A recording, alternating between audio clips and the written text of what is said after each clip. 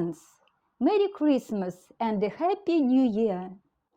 Today, the pupils of the Sunday School, named after the new martyr Timofey Ivanovich Kucherov, of the Church of St. Nicholas, the miracle worker in Хамовники, congratulate you and give a present in the form of a Christmas fairy tale, Why the Bells Rang, by the North American writer Раймонд Олден.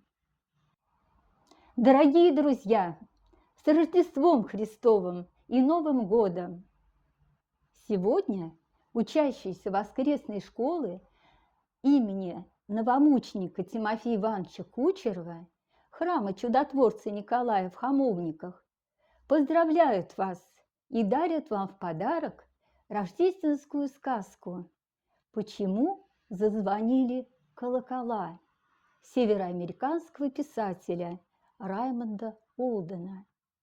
Дорогие друзья, слушайте внимательно сказку, чтобы потом выполнить интересное творческое задание. Вам нужно ответить на вопрос, почему же зазвонили колокола? В каждой книге есть явный смысл, который лежит на поверхности, и скрытый смысл. Что хотел сказать автор? Какой скрытый смысл таит в себе эта сказка? В Евангелии находим такое высказывание Христа: «Милости хочу, а не жертвы». Ребята, подумайте, можно ли соотнести данные слова с этой историей и найти им подтверждение? Свои ответы запишите, красиво оформив на листке и сопроводив их при желании рисунками и иллюстрациями, и пришлите нам. На выполнение этого задания дается 7 дней. Желаем вам успеха! Итак, сказка начинается!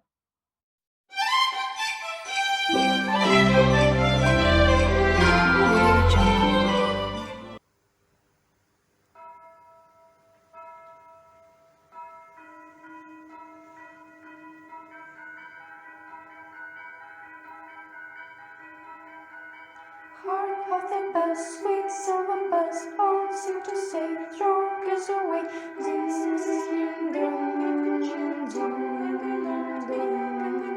ding dong, ding dong, that is the sound.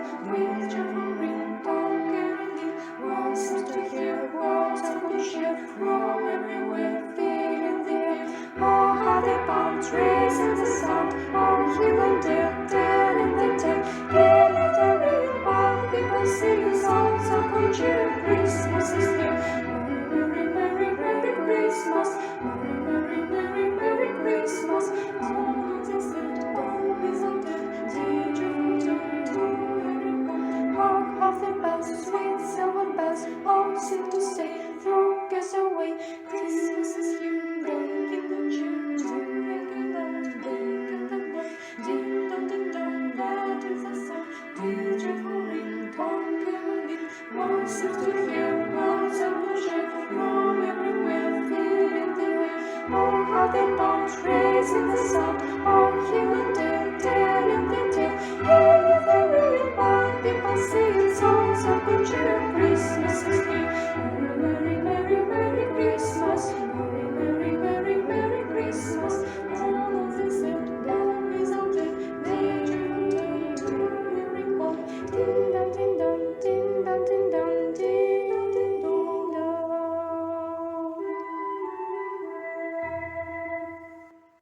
There was once in a faraway country where few people have ever traveled a wonderful church.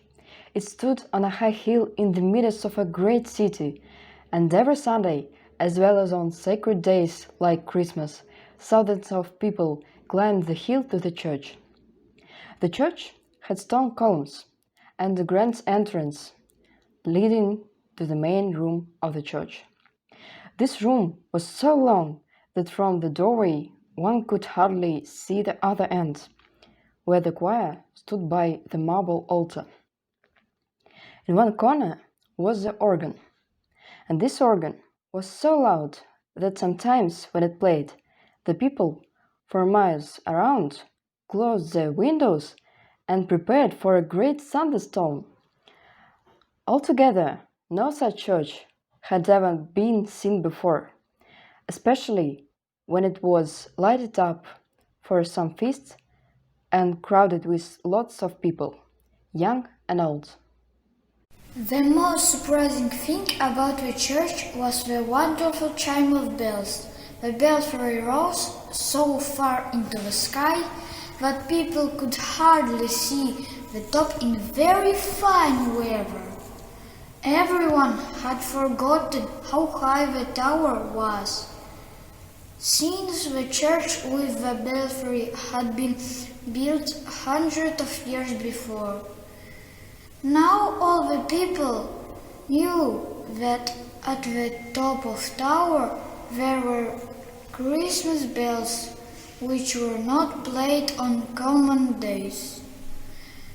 The chimes were the sweetest ones in the world because they sounded like angels far up in the sky. But the fact was that no one had heard them for many years.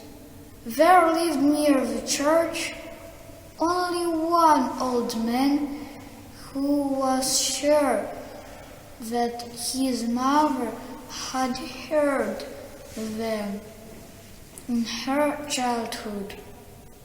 It was the custom on Christmas Eve for all the people to bring to the church their gifts to Christ child. And then the greatest and best offering was laid on the altar. The Christmas chimes sounded far up in the tower. The trouble was that people became careless of their gifts for Christ's child, so the offerings were not great enough to deserve the music of the chimes. Every Christmas Eve, people still came to the altar, each one tried to bring some better gift than others. But they gave nothing to God that they wanted for themselves. As the Russian proverb says, "Here you are, God, that I don't for myself." But along the selves was splendid, and there were lots of offerings. Only the roar of the wind could be heard far up in the tower. Now many miles from the city, in a little village, there lived two brothers named Peter and Paul. They knew very little about the Christmas chimes, but they had heard of the service in the church on Christmas Eve and had a secret plan how to go to the beautiful celebration. Peter had even heard that Christ child sometimes came down to bless the service. What if they could see him? It was bitterly cold on Christmas Eve. At noon, Peter and his brother left home quietly. And although the walking was hard in the frosty air, by nightfall they came up to the city gates. Suddenly, they saw something dark on the snow. It was a poor woman who had fallen on the snow, too sick and tired to get to any shelter in the city. She was so asleep that no one could ever wake her up again. Peter saw all this in a moment and knelt down and tried to raise her to carry her away, but couldn't. Then he stood up and said, "It's no use, little brother. You will have to go to the church alone for a cold, and you will not see the Christmas celebration." "No," said Peter, "and you hardly have wet his tears. You see this poor woman. Her face looks like a Madonna in the chapel window, and she will pray to deaf if nobody cares for her. Everyone had gone to the church now, but when he came back from the church, bring someone to help her. But I'm afraid to leave you and go alone, said his little brother. I see that both of us should not miss the service, said Peter. It's better for you to be obedient and go to the church and pray at the Christmas celebration. And for me, it's better to help the woman and keep her from freezing. I'm sure that Christ child now how I would love to come with you and watch him. And now I'm mourning. Paul, take this only silver coin of mine that I have earned during the harvest in summer. And if you have a chance, slip up to the altar and lay it down for our offering. God bless you, and please forgive me for not going with you. It was too hard for Peter to lose the remarkable music and splendor of the Christmas celebration, but he was firm in his decision. The great church was wonderful. It had never looked so bright and beautiful before. At the close of the service, the people walked proudly with their offerings to be laid on the altar. Some brought wonderful jewels, some baskets of gold and silver. A great writer laid down the book that he had been writing for many years. And last of all walked the king of the country, hoping, like all the rest, to win for himself the chime of the Christmas bells. There was great murmur through the church when the people saw the king lay the royal crown down. All set with precious stones on the altar. Surely, everyone said, we will hear the bells now, for nothing like this has ever happened before. But still only the cold wind was heard in the belfry. Some of them said that they had never really believed the story of the chimes. The procession was over, and the choir began the closing hymn. Suddenly the music and singing stopped, and everyone looked at the old priest, who was standing by the altar, holding up his hand for silence. Not a sound was heard from anyone in the church. Then there came softly but distantly the sounds of the chimes in the tower. The people in the church sat still for a moment. Then they all stood up together and stared straight at the altar to see what great gift had awakened the long silent bells.